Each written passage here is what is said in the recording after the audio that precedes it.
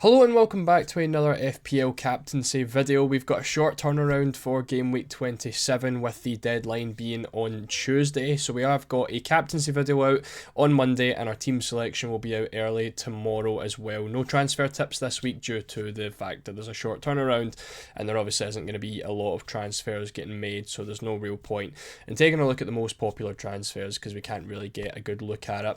Looking at the captaincy anyways, we do have a very interesting week coming up. Last week it was another golden week with Mohamed Salah up against Manchester City, picked up a 14-pointer. We really could have picked anyone out of our picks last week, with obviously Isak and Mbeumo both returning nicely and very similar returns to Mohamed Salah. So a nice week all round for anyone that you really did pick. So we've got 4 more picks for this week. We can see if it's going to be anything different and let's take a look at them.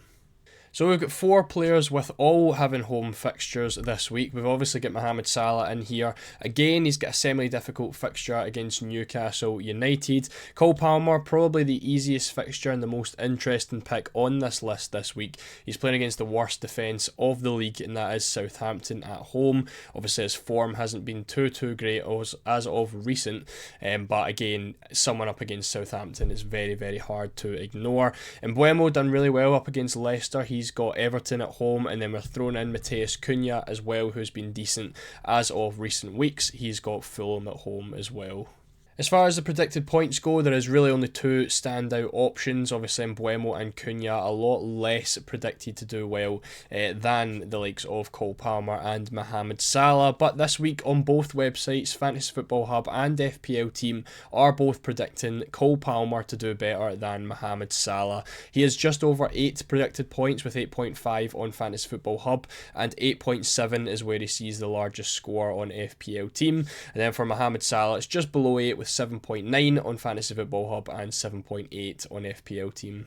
As far as the stats go this week, we've picked 4 90-minute men, all expected to play the full match. In terms of expected goals, it is Mohamed Salah, of course, at the top. I think he is still top of the league in terms of expected goals with 19.2. Expected assists, however, it is Cole Palmer at the top with 7.4. Obviously, he has almost half the amount of assists as well as Mohamed Salah does, so it just kind of shows you how good the finishing has been overall in that Liverpool team so far. But when it comes to the return chances, this week Cole Palmer actually has a 5% higher chance than Mohamed Salah of picking up at least a goal or an assist. So it's definitely something to keep in mind. Again, the likes of Mbeumo and Cunha are a lot lower than our other 2 picks, so we are really mainly just looking at our 2 premiums this week. Cole Palmer is also backed fully by the odds as well this week, with a 10% higher chance than Mohamed Salah of scoring. He also has a 24% chance of picking up 2 or more goals, and Southampton only have a 6% chance of a clean sheet against Chelsea. So far it's really much favouring Cole Palmer. Obviously still a 50% chance of Salah picking up a goal. Obviously with the recent form that he has been in, it is going to be very hard to ignore him. Still a 50% chance is obviously a very high score, especially up against a pretty difficult defence in Newcastle United. He's still given a 17% chance to score 2 or more goals. Obviously it's a little bit less than Cole Palmer as well. Newcastle are given an 11% chance of a clean sheet. Again, Mbeumo and Cunha a lot lower, both, almost with about half the chance of scoring as the likes of Cole Palmer at around 30%. So it does kind of rule them out a little bit. Cole Palmer still being heavily favoured over the likes of Mo Salah, however. As far as set pieces go, we have 1 player who's not on the penalties, and that is going to be Matheus Cunha. Again, it really does depend who's on the pitch for Wolves, because they can have multiple penalty takers. I think Hwang is the primary penalty taker, followed by Sarabia, but both of those players aren't regular starters, so you could potentially see at some point Cunha taking some of the penalties.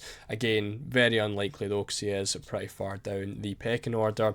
He does take corners, however, but other than that, we have 3 penalty takers in Mohamed Salah, Cole Palmer and Bryan Mbeumo. Again, if you just want to take a focus on Cole Palmer and Salah, Palmer does have the advantage, having also the free kicks and the corners, so it's another thing that does put Palmer above Mohamed Salah this week. Obviously Salah having just the penalties. In terms of rest, again, as we mentioned, it was a very, very quick turnaround with games being played over the weekend on Friday, Saturday, Sunday. There's also games being played on Tuesday, Wednesday and Thursday this midweek.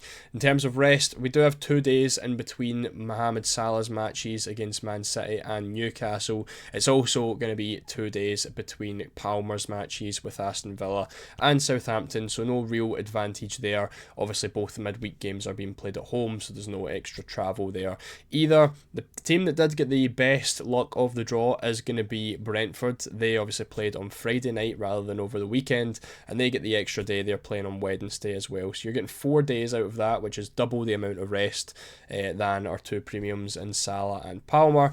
And then of course with Cunha as well, there's also going to be 2 days with them playing against Bournemouth on Saturday and then Wolves on Tuesday night. As far as the chances go, obviously on paper a lot of these fixtures do look pretty decent, but defensively they're actually not really as bad as they look. For example, Newcastle, the 16th worst defence, which makes them the 5th best defence in the league for expected goals conceded. But when you look a little bit further down the list, Everton and Fulham are both right up there as well in the top 4 defences. So Everton and Fulham both are actually better in defence for expected goals conceded than the likes of Newcastle, who are obviously a lot more known for having a solid defence. But Fulham and Everton have both been very, very solid so far this season, and again conceding similar amounts of goals to the likes of Newcastle, and actually less goals if you want to be really specific about it. Moving on to Cole Palmer, 60.5 expected goals conceded from Southampton, which does make them the worst defence in the league, and they have conceded 61 goals so far as well, which also means they've conceded the most amount of goals in the league so far this season. And again, you're looking at almost double the other 3 teams that we have on today's list. As far as the chances conceded goes as well, for the likes of Mohamed Salah, he is playing on that side that Newcastle are strongest. They only have 65 chances down that right hand side. Cole Palmer up against Southampton obviously plays a little bit more centrally. They have 218 chances conceded down the middle, which does make them as well the most vulnerable team down the centre. They have the most chances conceded. I think it's Brentford who are about 205, I want to say, or maybe 210, something around that mark. They are sitting in second, but Southampton are definitely the worst with 218 down the middle. Bryan Mbeumo, again, someone who operates more on the right hand side, 73 chances down the right for Everton, which is a little bit better than the left hand side. Again, you are still looking at a pretty solid number there in terms of defensive numbers. And then for Fulham, Cunha obviously plays down the middle or off the left. I think it's been more off the left this season, where they've only conceded 52 chances. So again, very, very solid from Fulham down that left hand side. So he probably does rule out the likes of Cunha, with obviously Fulham being the 3rd best defence on paper this season, and Mbeumo as well, you know, mixing in all the predicted points and everything we've looked at coming up against solid defences. You really are only looking at Mohamed Salah or Cole Palmer this week. And with everything that we've looked at today, my final choice is going to be Cole Palmer. I'm going to go against Mohamed Salah. This could be a make or break part